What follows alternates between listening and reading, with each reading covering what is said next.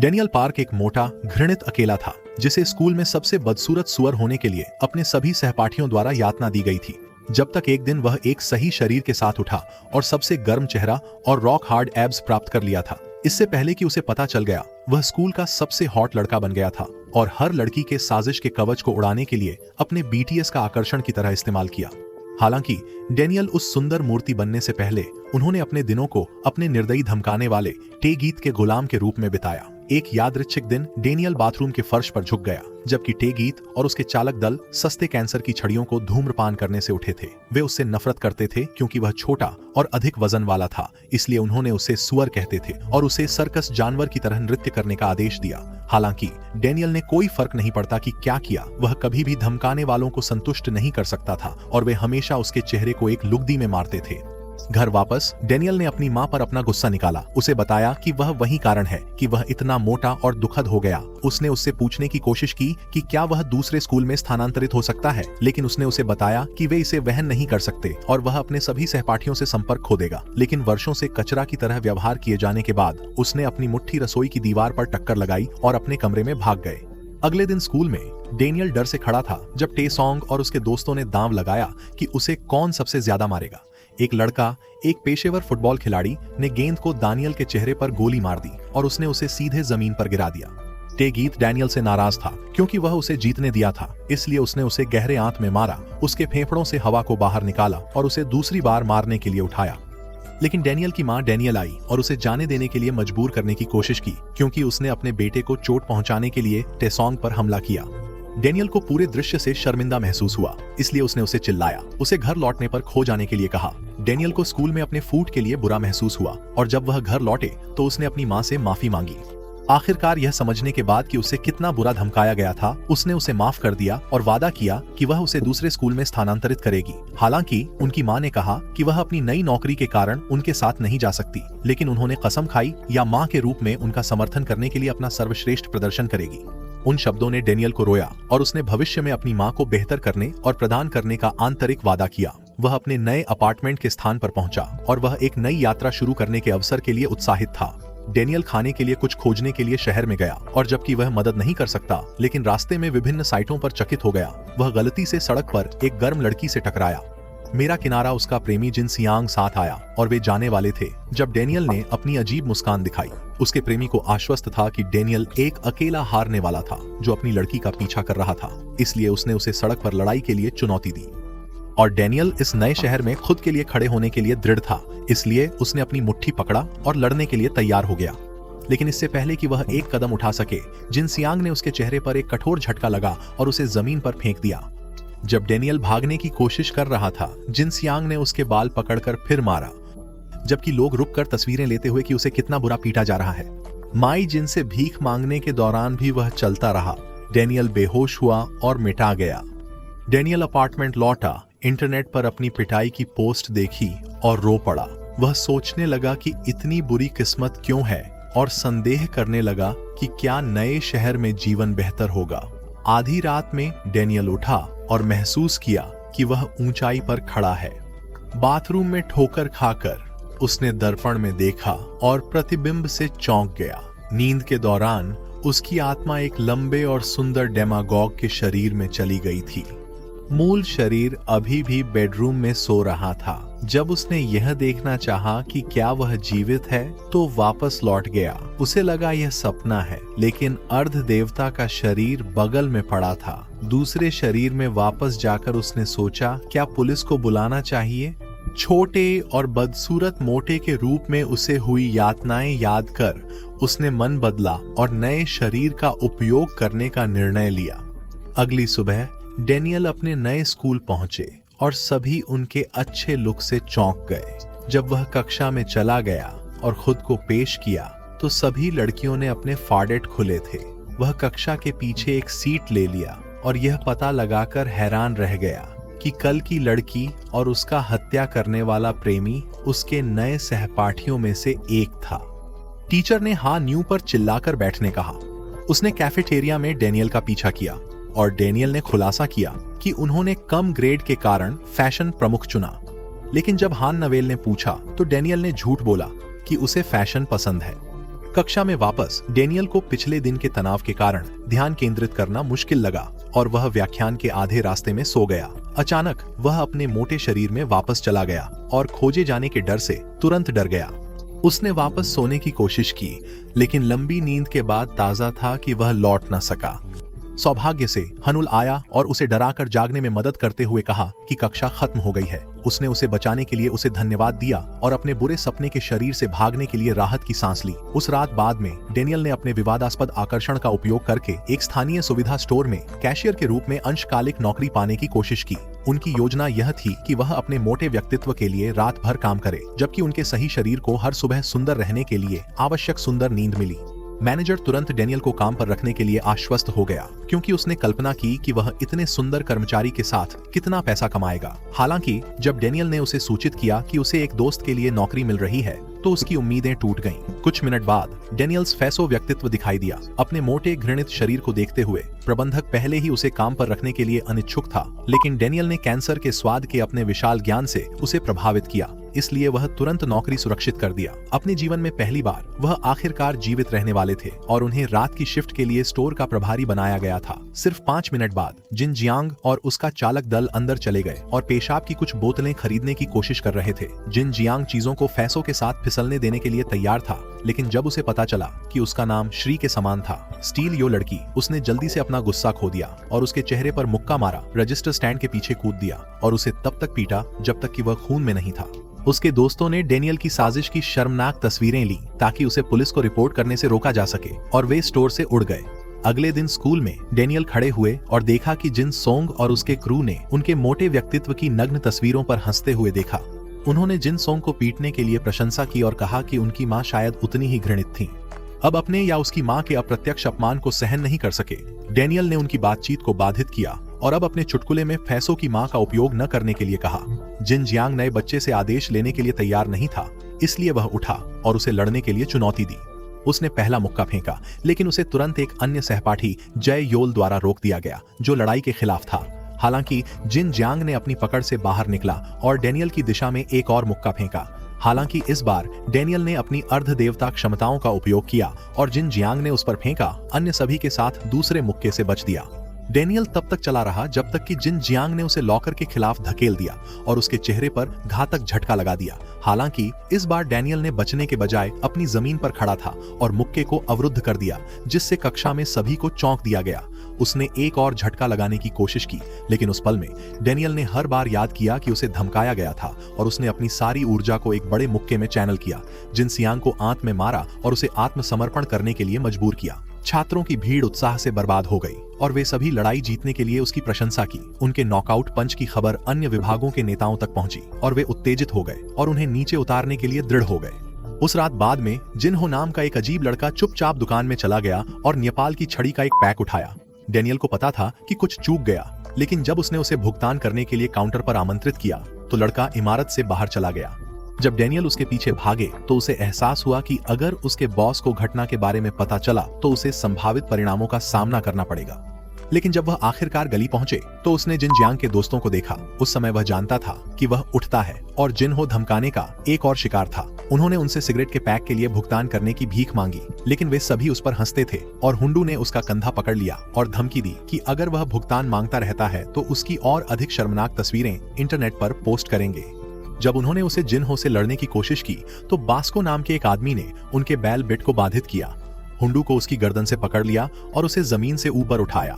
उसने अपने कार्यों के कारण पर सवाल उठाया, अपनी आवाज के शीर्ष पर चिल्लाया, इसलिए हुंडू ने उससे भीख मांगी कि उन्हें जाने दें। उन्होंने वादा किया कि लड़कों को फिर से परेशान नहीं किया जाएगा और उनके जाने के बाद बास्को ने डेनियल और जिनहो को अपनी लड़ाकू ताकत बनाने के लिए काम करना शुरू करने की सलाह दी। अगले दिन बास्को स्कूल कैफेटेरिया में रुक गया था और उस नए छात्र को देखने के लिए जिसे हर कोई बात कर रहा था। स्कूल के शीर्ष धमकाने वालों के बीच डेनियल को पाकर उसने उसे सबक सिखाने का ठान लिया। उसने डेनियल के कंधे को पकड़ा और जबरदस्ती कुर्सी पर बैठा दिया। सब हैरान रह गए जब डेनियल ने उसका हाथ पकड़कर उसकी पकड़ छोड़ा दी। बास्को ने मुक्का उठाया मगर एमजे के हस्तक्षेप ने उसे रोक दिया और डेनियल से माफी मांगी। बेरे ने दोस्तों से कहा कि बास्को ही नक्सल आउट होगा। दो बदमाशों ने डेनियल की प्रशंसा की और दोस्ती की गुजारिश की। यह उसके जीवन में पहली बार था कि किसी ने दोस्ती की पहल की और नावेल ने अंगूर के रस की रात के लिए उसे आमंत्रित किया। डेनियल ने इसे आजमाने का निर्णय लिया। शाम को लोकेशन में हुंडू से जुड़ने पर जब जिन सोंग पहुंचा तो डेनियल ने भारी पीना शुरू किया। हाँ न्यूवे ने उसकी बड़ी शर्ट को लेकर सवाल किया, मगर डेनियल ने झूठ कहा। कुछ समय बाद हुंडू ने पीड़ितों का मजाक उड़ाया और उनके फोटो दिखाने की कोशिश की। डेनियल ने फोन तोड़ा और धमकाने से रोका। बहुत शराब पीकर वह मेज पर गिरते हुए अनहोनी का सामना किया। उसने झूठ बोला कि वह डेनियल को घर ले जाएगा। अगले दिन घर लौटते ही मां को देखकर डेनियल आश्चर्यचकित हो गया। उसने खुद को डेनियल की दोस्त बताया और खाने का प्रस्ताव रखा। रेस्तरां में डेनियल की उपस्थिति ने ध्यान आकर्षित किया। उसकी मां चाहती थी कि उसका बेटा उनके साथ हो। उनके जीवन कैसे चल रहा है? इसके बाद उसने वेटर को फोन कर पूछा कि क्या वह अपने साथ कचरा बक्से ले जा सकती है। उसे उन सभी बक्सों को इकट्ठा करते देखते हुए डेनियल को एहसास हुआ कि उसकी मां बस कचरा इकट्ठा कर रही है ताकि वह उसे स्कूल भेजने का वहन कर सके। जब वह जाने की तैयारी कर रही थी तो उसने उसे खुद के लिए कुछ पैसा देने की पेशकश की, लेकिन उसने यह कहने के अलावा नहीं किया कि उसके साथ पर्याप्त है। हालांकि वह तब तक जोर देती रही। उसी समय बास्को ने उसे पैसा लेते देखा और एक बूढ़ी महिला का फायदा उठाने के लिए डेनियल पर बेहद गुस्सा था। इसलिए उस दिन बाद में उसने डेनियल का सामना किया। उसे बताया कि वह उसे सबक सिखाने वाला है और स्थिति को हल करने के अपने प्रयासों को नजरअंदाज कर रहा है। उसने आगे बढ़ा दिया और उसके लिए एक मुक्का लगाया, लेकिन डेनियल ने आसानी से हमले से बच दिया।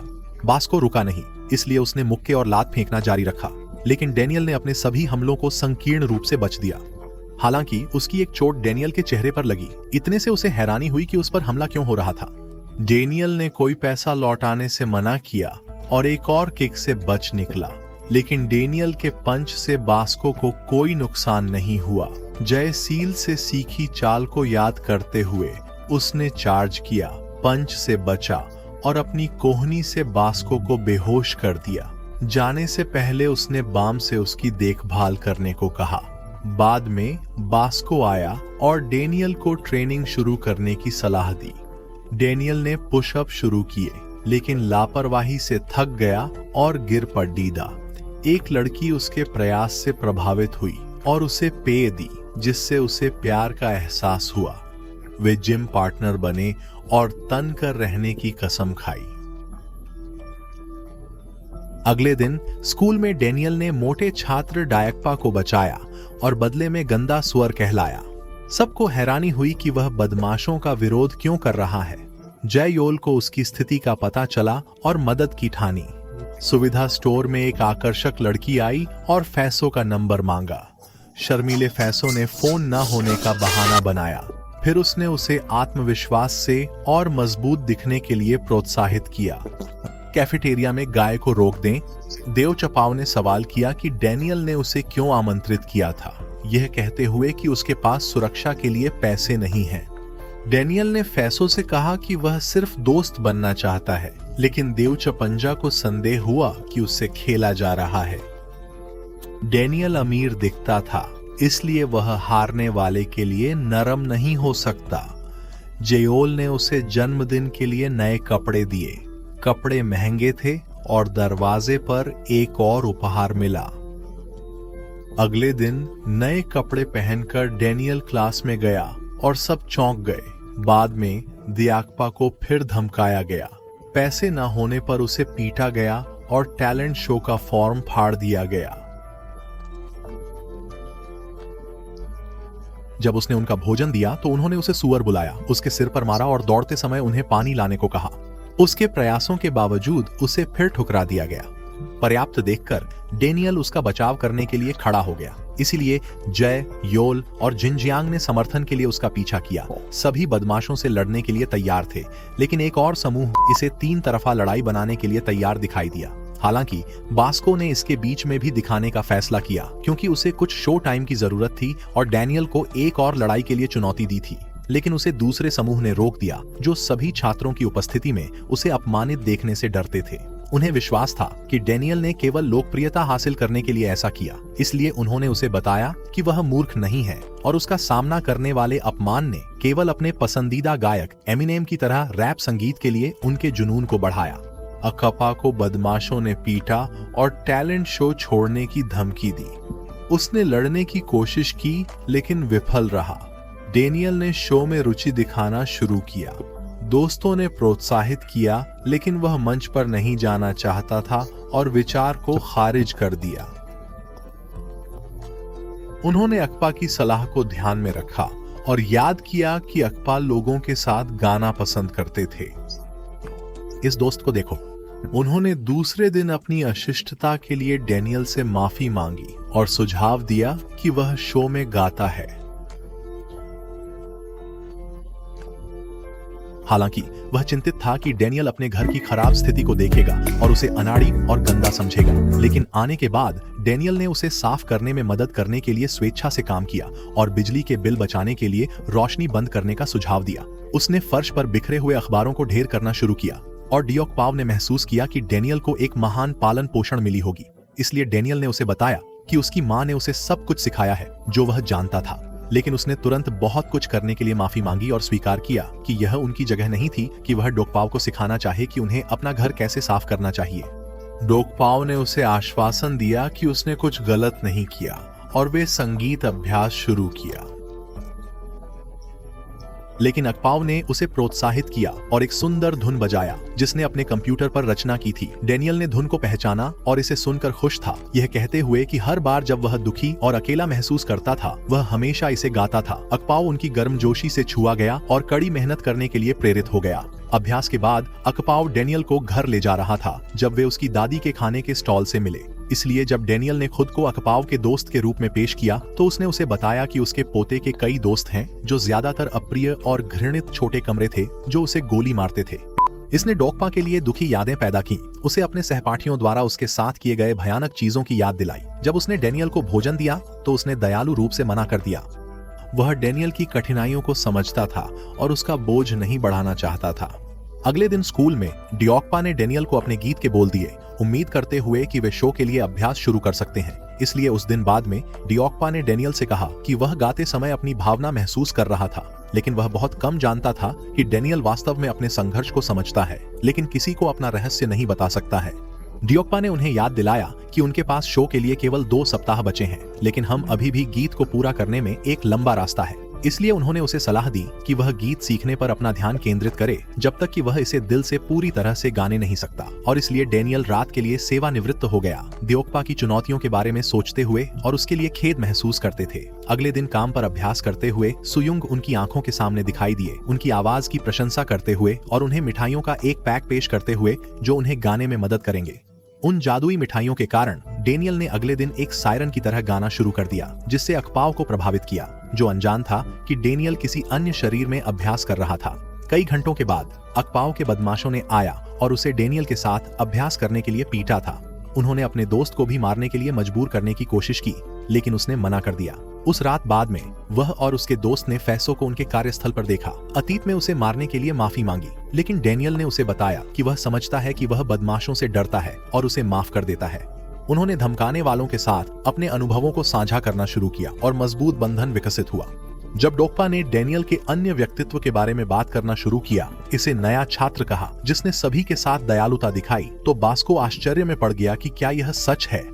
उन्होंने उसे बताया कि डैनियल वाकई दयालु आदमी था। इससे उसे शर्म महसूस हुई और उसने महसूस किया कि वह डैनियल के बारे में गलत था। उसने फैसो से कहा कि वह जब चाहे ट्रेन से आ सकता है। जैसे जैसे दिन बीतते डैनियल और डियोकपा शो की तैयारी जारी रखते और डैनियल हर दिन सुधार कर रहा था। इस बीच हो बिन ने उनके शो को बर्बाद करने की योजना बनाई। शो का दिन आया और डैनियल चिंतित था, लेकिन दियाकपा ने उसे आत्मविश्वास से भरा रहने के लिए प्रोत्साहित किया। सुई उसे देख दौड़ पड़ी, लेकिन उसने उसे विकृत समझा क्योंकि वह उसे इस शरीर में नहीं पहचानती थी। डैनियल ने समझाने की कोशिश की कि उसके कोई बुरे इरादे नहीं थे, लेकिन अंगरक्षक ने उसे पकड़ लिया। उसने शत्रुता के रूप में देखा और हमला किया, लेकिन डेनियल ने खुद को बचाया। आदमी ने रणनीति बदलते हुए डेनियल को सिर पर मारा, उसे जमीन पर गिरा दिया। गार्ड अंतिम झटका देने वाला था, लेकिन सुयोंग ने रोका। गार्ड ने इसे नकारते हुए कहा कि उसे आदेश था। बास्को आया, दोस्त कहते हुए गार्ड को धमकी दी। आदमी ने बास्को को मुक्का मारा, लेकिन वह चश्मा हटाने की मांग करते हुए कायम रहा। सुयोंग हस्तक्षेप कर चली गई। बास्को और डेनियल को अकेला छोड़ दिया। बास्को दर्द से कराहते हुए घुटनों पर गिर गया। महसूस किया कि वह कमजोर था। जब वे एक साथ बैठे तो उन्होंने डेनियल को एक पेय पेश किया और उनकी पहले की गलतफहमी के लिए माफी मांगी। जैसे ही शो आखिरकार शुरू हुआ, होबिन ने अपने प्रदर्शन 3 के लिए मंच पर चला। अपने शानदार गीत से भीड़ को रोमांचक किया। बैकस्टेज में डेनियल बहुत घबराया था, इसलिए डियोक्पा ने उसे सलाह दी कि वह किसी ऐसे व्यक्ति के लिए गाने की कल्पना करे जिसे वह गहराई से प्यार करता है, उसे बताते हुए कि इससे उसकी नसों को शांत करने में मदद मिलेगी। मंच पर दिखाई देने के बाद भीड़ डेनियल की उपस्थिति से हैरान थी, लेकिन मेजबान ने दियोक्पा का मजाक उड़ाते हुए कहा कि वह एक पूरी तरह से अलग नमूना की तरह दिखता है, और इससे दर्शकों को हंसी आई है। क्योंकि आखिरकार गाने का समय आ गया था, डेनियल ने भीड़ को देखते हुए गहरी सांस ली, लेकिन वह अपनी भयानक आवाज से हैरान रह गया। होबिन ने उस पर हंसते हुए कहा कि वह एक बकरी की तरह गाता है, और भीड़ का उत्साह कम होने लगा। लेकिन डोकपास ने कदम उठाया और माइक्रोफोन ले लिया।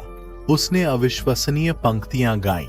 डेनियल का आत्मविश्वास बढ़ाया और दर्शक प्रशंसा में खड़े हो गए। शो के अंत में वे विजेता बने और होबिन ने उनकी प्रतिभा को मान्यता दी। निर्माता ने डेनियल के साथ काम करने का प्रस्ताव दिया और माफी मांगी। अक्पा ने धन्यवाद दिया, लेकिन उसने कहा कि केवल डेनियल को मौका मिलेगा और उसे मोटा और बदसूरत कहा। डेनियल ने अस्वीकार किया, अनिच्छुक था।